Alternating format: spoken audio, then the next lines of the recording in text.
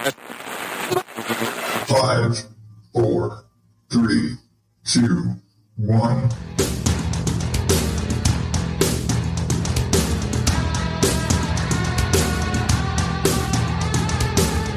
Welcome to the Odd Dad Out podcast, where normal is not my specialty. It is day 28 of National Podcast Post Month, and I am your host, Adam Higgins, the Odd Dad Out. And I already said that, normal doesn't quite swing around here. Well, today I'm throwing everything off, much like I did last week for Thanksgiving. Today I'm talking food. And why am I talking food? Why? Because I've talked about and I've mentioned my mac and cheese several times. And so I decided, you know what? I am going to give you the recipe for my mac and cheese that I make just about every week. And no, this is not, open up box of Kraft mac and cheese, which A, shit's expensive. B, this is probably technically more expensive, but you're getting a lot more out of it. And I say it's more expensive because this uses sausage, like summer sausage, like those big links of Hillshire Farm big link. That uses one of those. And it also makes a shit ton of mac and cheese because I have 4 boys and they can eat all the mac and cheese, like all of it. So I'm going to run through this pretty quick because I still need to go and make this right now, actually. So get it right off the bat. Let's run through what you're going to need. Never goes without saying, you're going to need a pot. You're going to need a pot or 2 pots, possibly, one or the other, either like a big saucepan. I have like a big saucier, I think is the appropriate term. I have a big pot for boiling pasta and eventually for mixing everything together. All right. So you need a link of whatever kind of sausage you want to use. If you feel like using like cheddar wurst or whatever the hell, I just use standard Hillshire Farm, like smoked link, whatever it is. Okay, you need a ½ pound of freshly grated cheese. And I mean like sharp, extra sharp cheddar, maybe mozzarella. If you want to start mixing in stuff, Colby, whatever you want to feel like mixing in together, but it needs to be freshly grated because anything out of a bag has flour and cornstarch and things on it that affects the recipe, and it tends to make it grainy because you can't really account for how much of that is there. It throws off the recipe. Okay, freshly grated, check.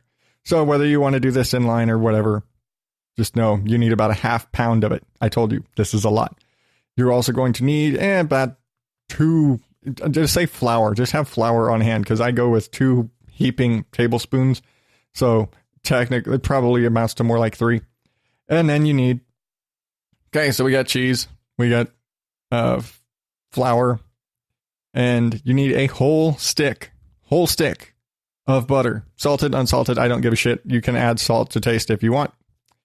So, and yeah, that's going to be, cut it up into like little tabs or chunks or whatever, just makes melting easier later. And you need, give or take, a 1.5 to 2 cups of milk. Give or take. And sometimes it can be more, sometimes less. It just depends on how well things work later. We'll get there. All right. So start off. And again, much like my Thanksgiving, everything I do when it comes to cooking stuff is done in a timing process. So the very first thing I do, I start my water boiling for the pasta. That's it. And you can use whatever the hell type of, it's mac and cheese. Make it mac and cheese. You can use elbows. You can use shells. Really, whatever shape of pasta is to your taste that seems fitting for mac and cheese. All right, so start your water boiling. Now, I'm going to say this right now. You should, if you aren't great with timing, get your cheese all shredded and ready to go and take your sausage and dice it up. And I usually like split it and just keep splitting it and then chunk it down, whatever size you feel is appropriate. I seriously do a different size of chunks of sausage depending on what shape of pasta I'm using. When I'm using shells, I make them bigger because the shells are bigger. They're about the same size. When I'm using elbows, or if I'm using rotini, I make them smaller. It's just kind of whatever. I'm weird that way. So cut up your sausage to nice little bite-sized pieces. Shred your cheese. Have that ready. I say you do that because you may not be able to do this in time the way I do it. Just saying. So get your water going. While your water's going, get your big pan, and it needs to be able to hold all of this sausage. It does. Now, take your big pan. Basically, you just need to brown up your sausage. Medium, high heat. I'm not getting too specific on this. Brown up your sausage. Don't burn it. And it'll start, giving off all of its nice, yummy goodness into the pan. And I would rather, it's better if you can do everything in this pan other than boil your pasta. And we'll get to that later. But it's better if you have a really big pan that you can do this in. Now, after your sausage is all nice and brown and cooked up, take it out of there, set it aside somewhere, because we need that pan. We need that pan for that sausage grease. And I know you're going to say, oh, man, all that grease, guess what? We're making full fat mac and cheese here. This is not going to be healthy for you at all. Sorry. But you're going to take that pan and leave it maybe on medium, high heat, and throw in all of that chunked up butter. Remember how I said you need to chunk up that butter? Throw all that butter in there, get it all melted down. And here's where you pull out a whisk and just kind of whisk it down. And you want a little bit of light scraping to get all of the sausagey goodness out of that pan. And once all the butter and everything is melted and all of the sausage and everything, the sausage oil and all that is kind of mixed together, then you're going to throw in your 2 heaping scoops or 2 heaping tablespoons-ish of flour.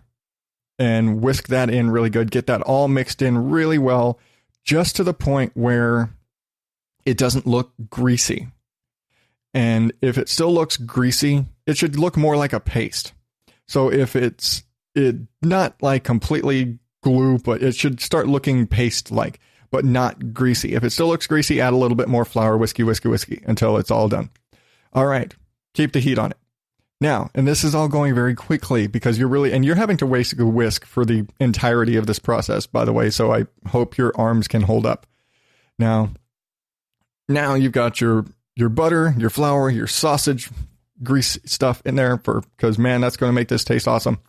Get all that in there. That's all whisked together. It's nice. All right, now you're going to start taking your milk, put in maybe, and I'm not measuring this at this point, just know you're going to need anywhere from 1.5 cups to 2 cups, give or take.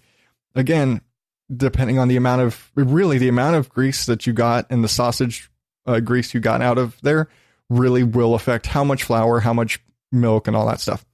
But yeah, so get your flour grease, butter mixture, add about half of your milk, give or take. Slowly whisking it in. It's going to start thickening up. It's going to like congeal and to get kind of chunky for a minute. Keep whisking, whisk it all in, get it all until all of that milk is absorbed. Keep whisking. And I realize that I'm actually physically doing this and whisking as I'm going right now. And keep whisking. And then like once that's all kind of absorbed, and it should start getting more pasty and be much more like a glue almost. It's going to start getting really thick and pasty as it goes. Then start adding more of the milk and whisk that in a little bit more. You want to slowly introduce the milk. You don't want to put it too fast because you need time for all of the flour and everything to absorb all of that milk and all that into there. Otherwise, it's going to get grainy, and you do not want it to get grainy. So as you're mixing it, and basically when you get to a point where it's just it's basically a kind of a thinner, creamy sauce. And it's going to be a little brown. Don't be worried, but that's just from the sausage and all of the sausaginess that was in the pan. Now, once you get to that creamy sauce mixture, that's when you start introducing your cheese. And again, much like the milk, you don't want to overdo it. You want to maybe a small handful, throw it in there, sprinkle it around, whisk that in, and mix it until it is 100% melted and integrated. And then get another handful and slowly whisk that in there and get it all melted and integrated in there because, again, if you just throw it all in there, it's not going to melt evenly. It's going to get grainy. You don't want that. You don't want grainy. Grainy sucks. And so just slowly work your way in there, whisking all that cheese in there.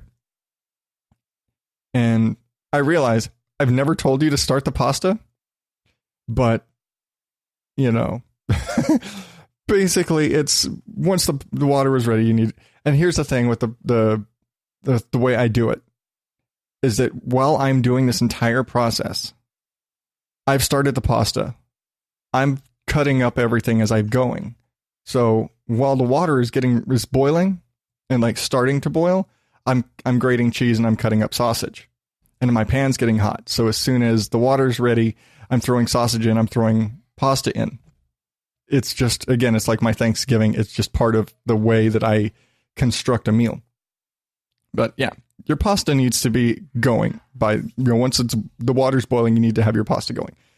And it'll literally take about the same amount of time to boil that pasta and get it done as it will to put all this together. It actually is quite time consuming. You cannot rush it.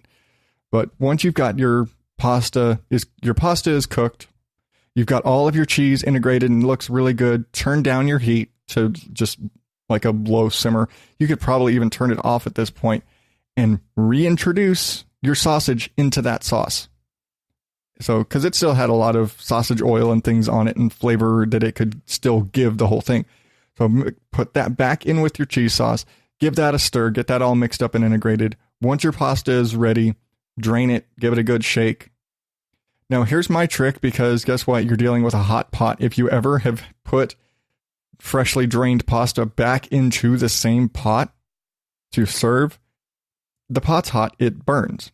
My trick: pour about half of your cheese sauce into the bottom of the pot. Then throw your pasta back in, then the rest of the cheese sauce and everything over the top. Make sure you scrape that pan down really good. Get all of that cheesy yumminess into there. Mix all that in and let it sit for a couple of minutes.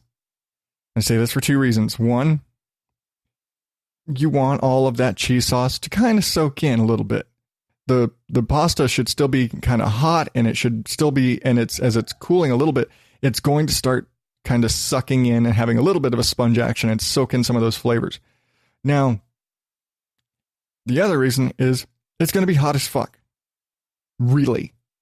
Nobody's going to be able to eat this. And if you've ever had hot cheese sauce spilled on you, this cheese has this magical property where you don't notice that it burns for a few seconds, and the next thing you know, you can't feel your hand or your anywhere. Trust me, you never want to get burned by cheese. So give it a few minutes to cool down. Trust me, it's got plenty of heat. It's not going to be that bad. I can usually let mine sit for almost 10 minutes. No shit. Now, maybe you want to add some flavor. Sometimes I'll add like onion powder or garlic powder into the sauce when I'm mixing it. Or even just like, maybe it just needs salt, salt to taste. You may want to taste your cheese sauce as you go if you don't just kind of have that instinctual, this is going to be good.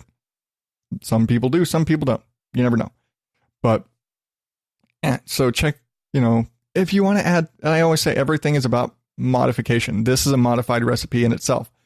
So this is the closest thing to a recipe that I have. I'm giving you the on paper recipe that this was derived from, because I do it all by instinct now, but the generalness of it is still there. It's still a stick of butter. It's still about 2 cups of milk. It's still about a half a pound of cheese. These are flexible, but again, when I'm making it, I'm just making it from memory. I'm not measuring for shit. But this comes out. It is so delicious, and it doesn't matter what kind of pasta you use, really.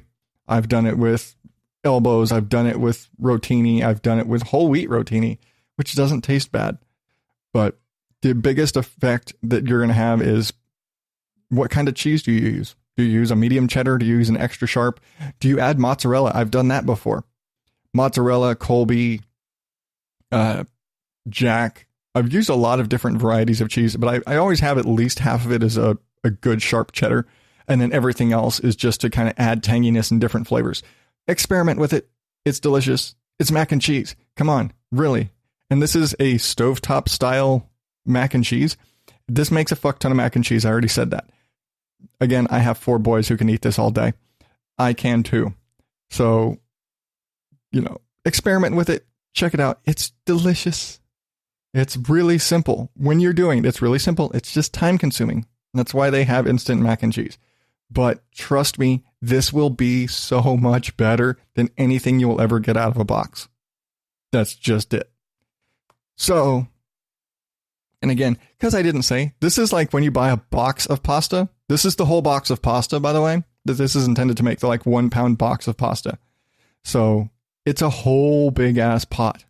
This is not for, if you're making this for yourself, this is a week of mac and cheese. I don't care who you are. But this is intended to be for an entire box of pasta. So keep that in mind. Again, we're dealing with a half a pound of cheese in this recipe. If you thought it was, like a Kraft mac and cheese size box, no. It's like 4 of them. But I realize I'm terrible at giving recipes, but you listen to this on repeat a few times, you'll figure it out. Anyway, that is it for me for today. I've got to go and start making this mac and cheese right now, and I will be back tomorrow. And I've got one more guest coming up before I got 2 more days. I got one more guest coming up before this is over. So I will keep you posted on that. It's an extra special, Paul was my extra special, super awesome guest. This is probably one of the few people that I know that tops him. And I think he'll admit to that. But anyway, you can subscribe to the show at odddadoutpodcast.com. Hit me up on social medias at Odd Dad Out, Instagram, Facebook, Twitter, Twisted World of the Odd Dad Out Facebook group. And until tomorrow, thank you and have a nice dinner.